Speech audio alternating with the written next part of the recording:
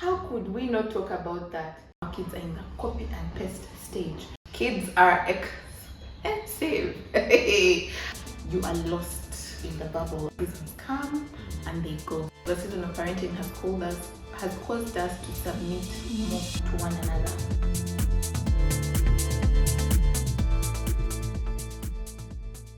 You're a young couple out there and you feel like you're now ready to have babies. But do you really know what it involves? We're going to be talking about how do children change marriage. How do they really change marriage? Change Yeah. your marriage. Yeah. Our babies have been in our lives for the past 4 years. Our eldest is turning 4. We have a 4-year-old. Well done, baby. So we're going to be giving you the tea, how they change your marriage, so that you can be ready and know how to counter some of the things. Because when you know, you're better. And also, when you become a parent, you find that you are growing, you are changing, and so does your marriage. Yeah. If you're new here, welcome. Subscribe. Leave a like. Yeah. Share this video with a friend. And I hope you have an awesome time here. You are going to have an awesome time. First of all, speaking from my perspective as the one who carries and the one who pushes or gives birth to the babies, I feel like that entire season, it affects your body, can affect your esteem and how you feel. Like, you might even bounce back quickly, but somehow the fact that it never goes back to how it was before. Your body has changed, you have stretched, some people get stretch marks. For me, for all 3 babies, I had to have an episiotomy, and this last one, he was the biggest of the 3. He was 3.6 kilos, so I had an episiotomy, which is where you tear, they cut. So I was just always cautious. It's like, are we back to how we were before? You're anxious, have I healed properly? Then you're anxious about getting pregnant again. So even aside from the body changes and everything that happens, also time. Because now he's still an infant, he's below 3 months. So he's awake to feed. He has 2-hour intervals, then he'll wake up to feed. And we can't get during that time because I'm tired, I want to sleep.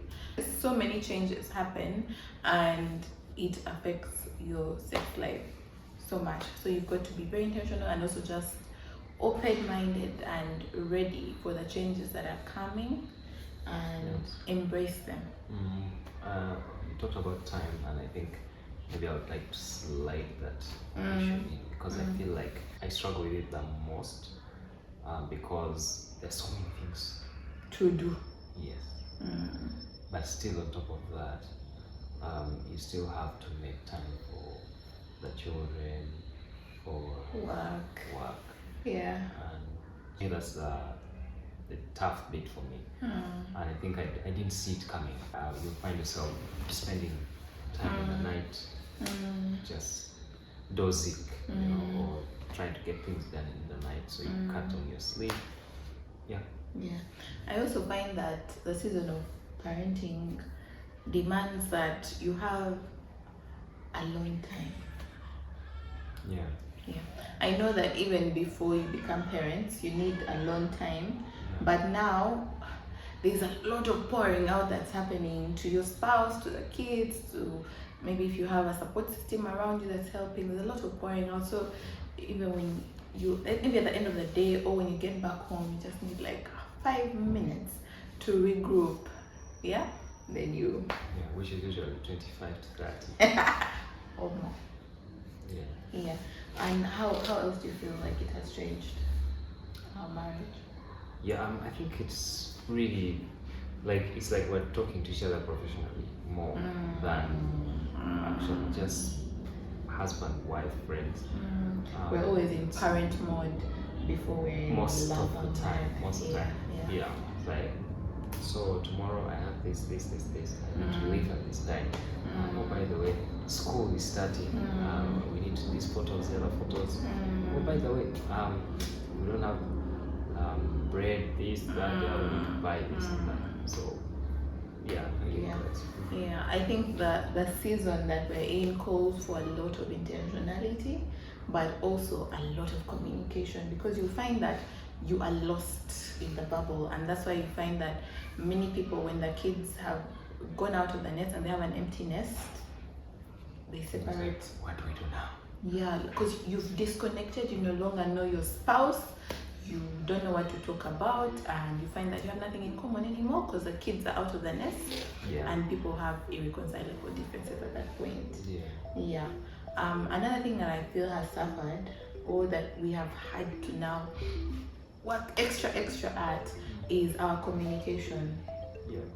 Apart from talking to each other like we are colleagues, raising these children as a team, you find that you are short because you have these expectations of this person. Like maybe I'll find you changing a diaper and I don't know, maybe you're doing it not the way that I would have done it, and then I'm instructing you. So you're dressing the child badly. Yeah. Why didn't you first wait? Yeah. But I told you last time that the kid didn't like that. Why are you testing the kid? Yeah. So of course, if for example now I've had a bad day or a long day, maybe frustrating, probably stressful. What's the response? You can only guess. So it has also called for a lot of self-control because the opportunity for conflict is very high. It's available. Whenever you feel like conflicting, just do it. You'll get it. And also because at a certain point the kids start to understand, so you have to be careful how you communicate to each other around them, because right now our kids are in the copy and paste stage. What you say, they say. So the other day I was telling our son, I was telling him, don't provoke your sister to anger. So the whole of yesterday you're going, don't provoke me. Stop provoking me. So there's a lot of copy and paste, and you've got to be careful about what they're seeing you do, what you are saying around them. Then money. Kids are expensive. Whether you like it or not, you're going to have to spend. From the time you conceive, you're going to buy that pregnancy test. It's money. So the things like before, I would just be swiping on my phone. I see shoes. I'm like, babe, do you like? Buy. See a nice dress? Buy. But now you're thinking on the budget. Is there food? Do we have diapers? Do we have wipes?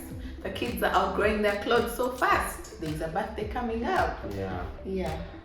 Yep. And then, I mean, if they're unwell, you can't tell them they're there. You're going to be okay. You have to make sure. Tough it out. Yeah. And then the doctor might tell you, hey, I think we'll go buy this. Your child is not okay. You need to come back again tomorrow. And that's more consultation fee. So they really affect your money, and that has also forced us to work on our money habits, all those things. So if you are just planning to have kids, you can start saving for them. You don't have to wait for them to be here for you to start to save. Start working on your money habits as a couple for when you become parents, because once you take on that title, there's a lot of growth that is required, and there's no grace for it. Like the child is here, there's nothing you can do about it. But before the child is here, at least you have that wiggle room. So start to work on it now. And then next. I think it's a very good thing to talk about even before the wedding. When the kids come, we shall have the kids, and we shall be able to look after them. Something I've noticed, I don't know if you noticed it, when we're together, even when we don't have their kids, we're talking about them. Do you know what Eliam said? Do you know what Eliam said? What do we do? Or that, by the way, he needs this, he needs that. And think we need to work on that. 'Cause Yeah. we need to talk about like our things. I think that's something we need to see coming as well. Because before that, we used to just talk about the other things. I feel like that has also allowed us to learn how the other person parents, Yes. because we parent from a place of how we were raised. And when we come together, we were raised in different homes, in different environments, by different people. So our parenting is informed differently. So it's important that we understand where the other is coming from. We see how to tweak different things so that we can find our own language as parents. So those conversations, speaking about, maybe I will notice how our kids, I don't know, copy and paste, and then maybe you'll notice how they play with other kids. We all notice different things, so it's nice when we come together and compare notes. Yeah. Yes. But in doing that, we shouldn't forget us as a couple, Mark and Daisy, the lovers. Yeah. Where it all started. Where it all started, because these kids are here just for a short period. It seems like a long time, but it's a short period, and we are married forever. So when they leave, we need to make sure that we are still friends, we're still connected, and above all, we're still lovers. Something I noticed about kids. We've talked about this in another video. I think. There's something that happens when, you kind of get a different thought, like when the kid is conceived, but when the child is handed over to you, you just, There's a switch. you grow up Yeah. instantly, Yeah. and you find that you have to actually now think differently. You think, okay, if I'm going to the shop, will I only think about myself or the mother and the child, and so I think life takes a different direction from the point the child is born, and most of it is always for the better. It's not like a miserable life. It just calls, it's a season, and for us, I feel like this is a season, and so we are trying our best to make the best of it. Yeah. I also feel like the season of parenting has caused us to submit more to one another, because we have to allow the other parent to parent the way they know how, without you being a helicopter parent over your spouse, like, no, don't change the diaper like that, or no, don't talk to the child like that, but allowing them to parent the best way they know how. And then if that conversation of correction is going to happen, it will happen when it's just the two of you, but not before your children. Yeah, so that has called also for a lot of patience towards one another. Yeah, when you're just the two of you, it's easy to work it out, but when you are actually raising little kids, you've got to pull your socks up, you've got to have your game together. So it has called us to be a lot more patient towards one another. Sometimes I'll watch him do something slower than I would have done it, but just breathe. Breathe, take breaths, and allow him to do it his way. Yeah. As long as it's not like life threatening. Yeah, maybe changing the Of diaper course, one upside day. down. Yeah. But you wouldn't do that. You wouldn't do that. Yeah. So if you are a young couple or young parents and the season is tough, just know that it's a season, and seasons come and they go. So extend grace to one another, but above all, don't drop the ball on communication. But have you discovered have you noticed how your HR skills have really improved? How could we not talk about that? We now have 2 nannies.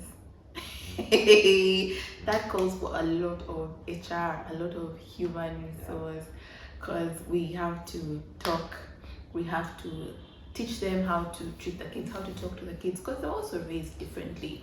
So teaching them our values, the things that they should be telling the kids, and like one of our nannies likes to scare the kids with animals, like the dog is coming for you.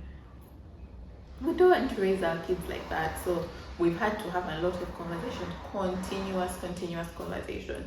So even when you allow strangers into your house just to help you raise your kids, don't forget to communicate with them, involve them, teach them what your values are, what you stand for, what you want your kids to learn, because if you are spending a lot of time with your kids while you are working or away.